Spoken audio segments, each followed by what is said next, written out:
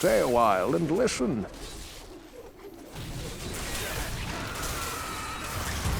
Fast as fuck, boy. Still fast as fuck, boy. Come get us. I don't think you have any idea how fast I really am. I'm fast as fuck, boy.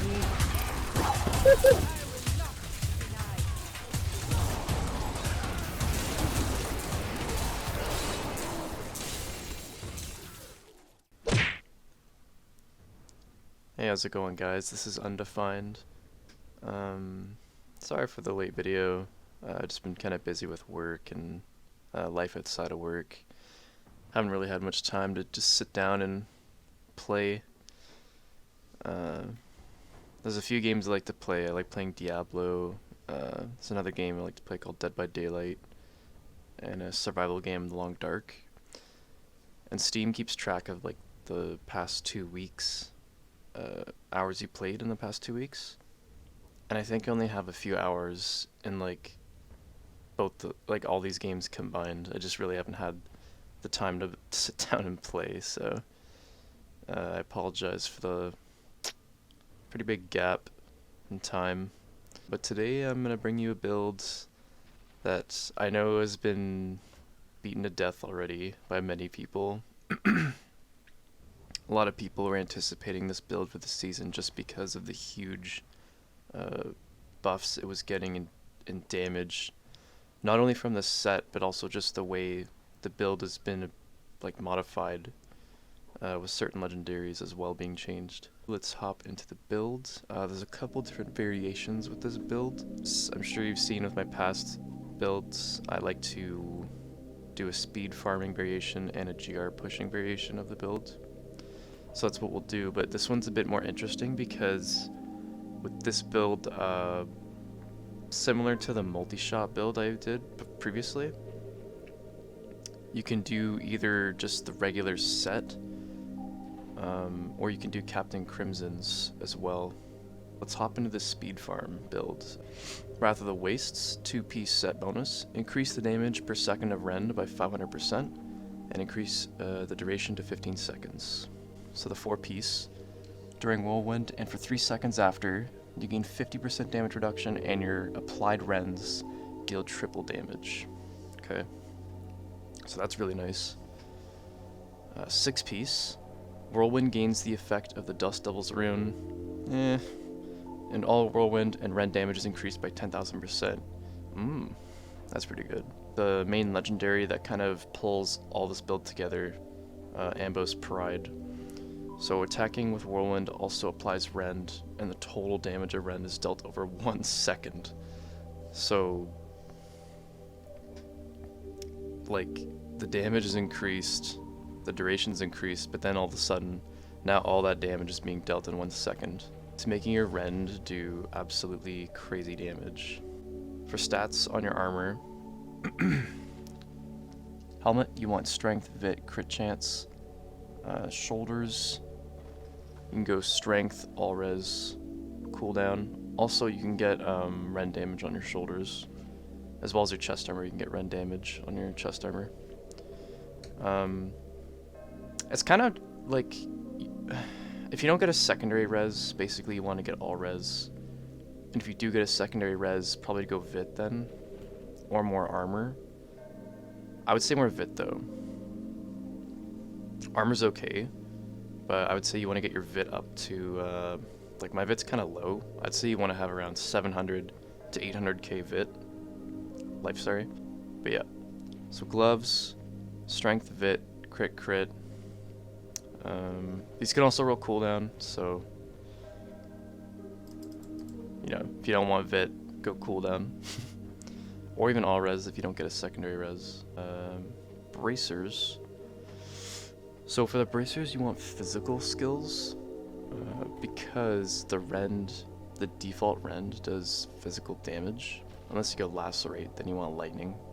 But even if you don't have rend on your skills, it'll just take the default rend, just like the basic physical one. So yeah, so you want physical. Belt. just a beefy piece of armor. You want strength, vit, all res, maybe some life regen, or armor. Armor's good too.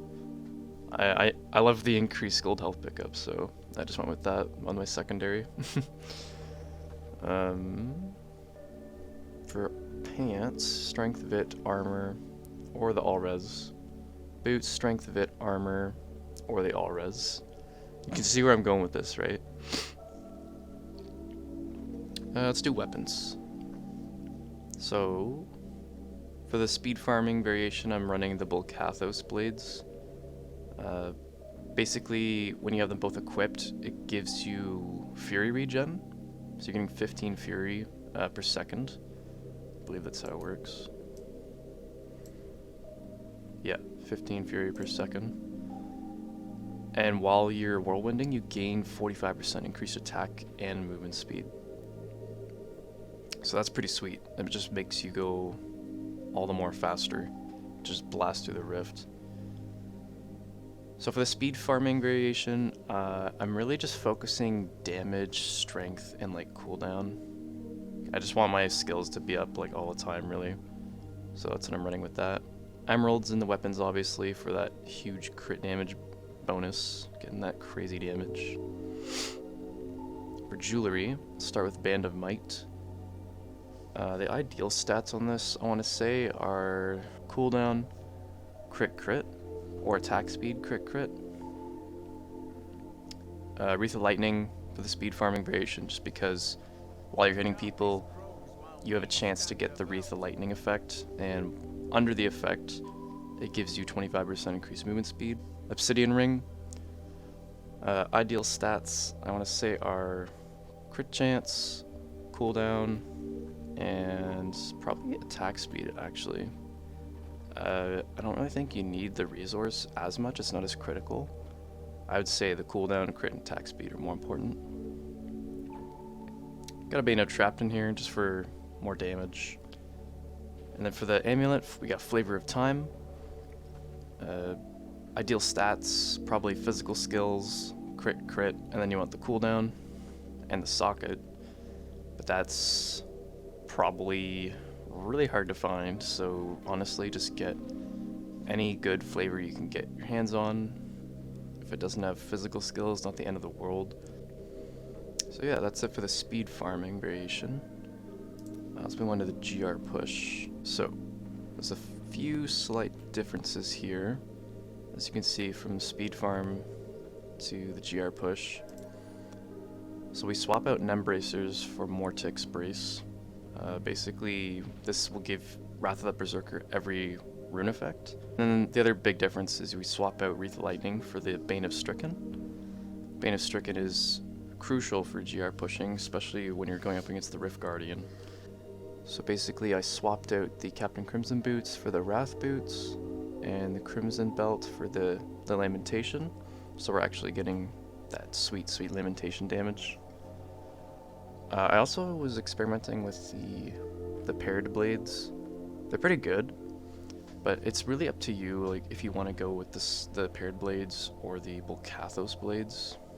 These will give you more damage and armor, but sacrifice attack speed and movement speed. Second, like GR push with the Crimsons in it, and then I swapped out the weapons for the Bulkathos blades to keep that mobility going. And as for the main differences from the speed farm to the GR push, a couple little skill changes and passive changes. Basically, so when you're speed farming, Rampage is a really good perk to run because you're always killing stuff, and it's constantly getting refreshed, so you always keep up this like 25% increased strength, which is really good. But when you're GR pushing, you're not really killing stuff as often, so it can fall off sometimes. So basically, I just swapped that out for Ruthless. I also swap out Marathon for Ignore Pain Ironhide. It's a huge damage reduction boost. Keeps you alive a lot, and it's really useful.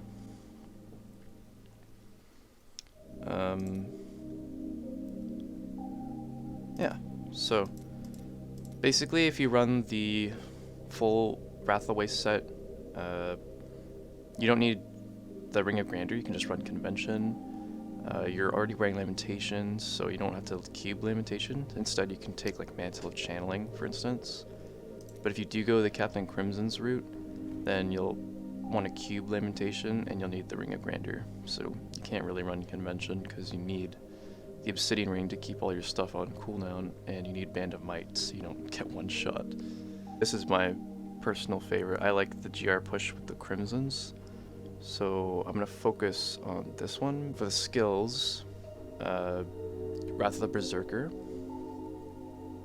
It doesn't matter which rune you choose for this, for the GR push one, because you're already wearing Mortix Brace, so you get all the runes anyway. Whirlwind. So the thing is, if you're running the Bulkathos Blades, I find it isn't really necessary to run Wind Shear. Let me see something here. You could probably run Blood Funnel, to be honest, if you have the Bulkathos Blades, because whenever you're critting, you're just getting more and more health back. So you get Life for Fury spent, you're getting crits that are restoring your health, so overall you just have lots of recovery, which is really good. Yeah, I'm just going to update this actually. I'd probably go Blood Funnel if you're running the Bulkathos Blades. So Furious Charge, my personal favorite. I find I can just spam it, just keep dashing from crowd to crowd. Just keep my Band of Might procced and keeping that toughness up. Ignore Pain. Like I said earlier, it's really good for 50% more damage reduction, and you get immunity to CC effects as well, which is just another nice bonus on top.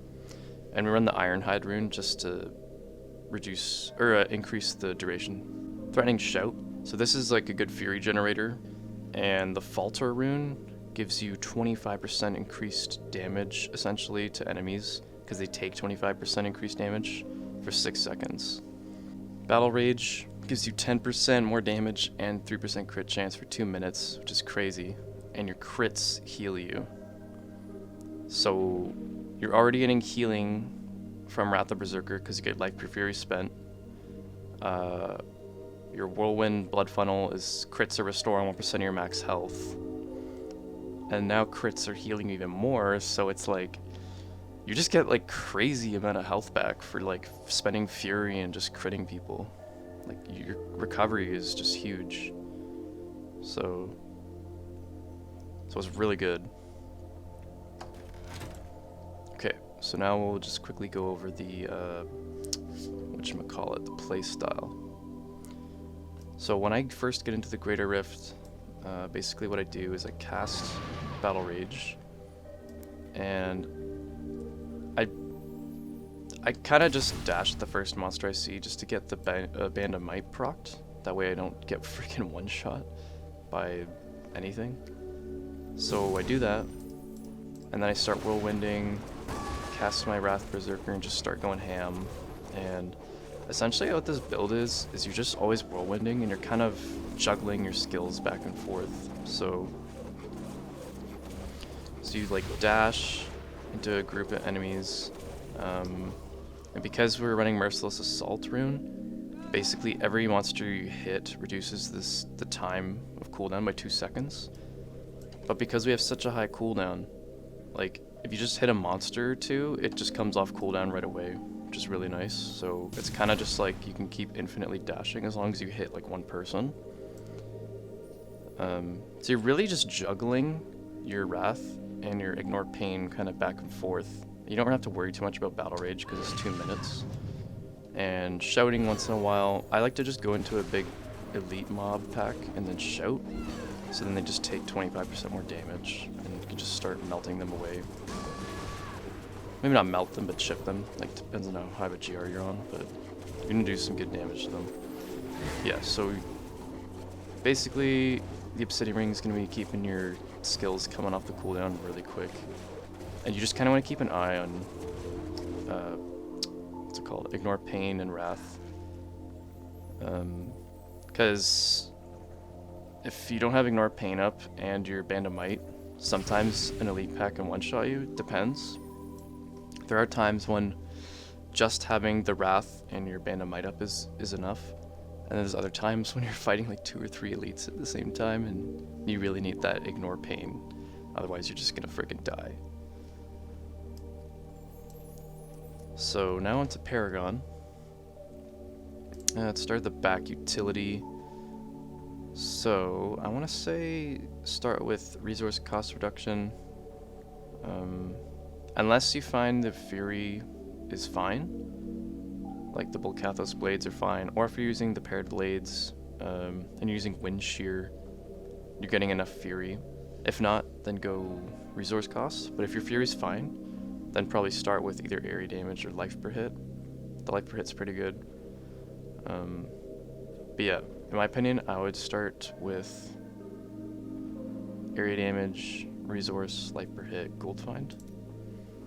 For defense, because we're a strength character and strength gives you more armor, you want to go to all res first, and then life, and then armor, and then life regen.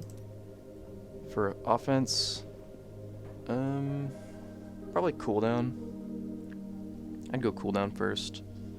Attack speed, crit damage, crit chance. For core, get your movement speed maxed out, then max fury, and then put the rest into whatever stat you feel you need. Honestly, I'm surprised I'm surviving with 500,000 health at GR 100, but I guess that just shows the amount of crazy life you get back for life per fury spent and the life on hit and the life restored from crits. It's like you get so much recovery. It's like crazy. So I think that's it, guys. That covers the different variations of the build, the kind of stats you want to get on the items. We covered the skills, the passives, the Paragon, covered the rough playstyle. So, as per usual, I will show you a T16 Nephilim Rift, and then a GR 100. So, hope you guys enjoy. Thanks for watching, and I'll see you in the next one.